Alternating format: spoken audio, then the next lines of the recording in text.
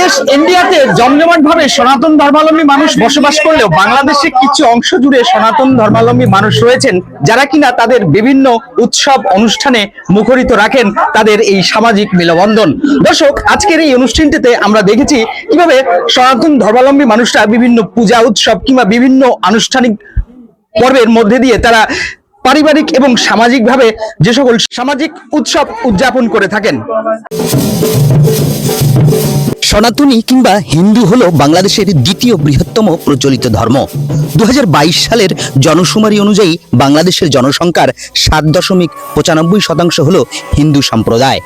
জনসংখ্যার দিক থেকে ভারত ও নেপালের পরেই বাংলাদেশ বিশ্বের তৃতীয় বৃহত্তম হিন্দু জনবহুল দেশ।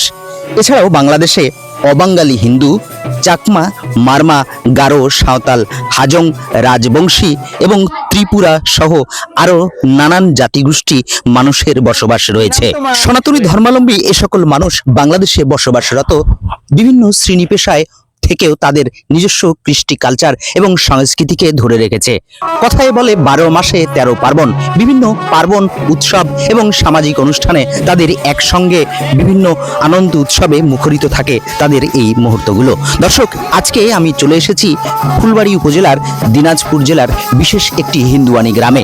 এখানে প্রায় কয়েক হাজার মানুষ একই সাথে বসবাস করে। বিশেষ একটি সামাজিক উৎসবের এই দৃশ্যপটটি আপনাদের সামনে তুলে ধরলাম। সেই সাথে বিশেষভাবে অনুরোধ জানাচ্ছি রেলি স্টার আয়োজিত এ সকল ভিডিও যারা প্রতিনিয়ত দেখে থাকেন, ফেসবুক থেকে দেখলে অবশ্যই আমাদের ফেসবুক পেজটিকে ফলো দিয়ে রাখবেন, আর ইউটিউব থেকে দেখলে অবশ্যই ইউটিউব চ্যানেলটিকে সাবস্ক্রাইব করে বেল আইকন চাপ দিয়ে রাখবেন আমাদের পরবর্তী সকল আপডেট সময় মতো দেখার জন্য। প্রত্যেকটি সময় অজানা তথ্য, রহস্য এবং বিনোদনের নানান গল্প কথা নিয়ে রেলি স্টারের অসংখ্য ভিডিও আসছে শীঘ্রই। আপনাদের এই যে উৎসবটা কিসের, মানে কি উপলক্ষে? এটা আমাদের নাতির মনসা ছিল। আচ্ছা আচ্ছা। এটা মা মনসা পূজা। কালকে হলো ভোগ, আজকে মা মনসা পূজা, এবং আমি বছরে বছরে আমি এই পূজাটা দেই আর এরকম আনন্দ করি। আচ্ছা, অনেক গ্রাম প্রতিবাসী সকলে নিয়েছি আমরা এখানে আনন্দ করি বাবা।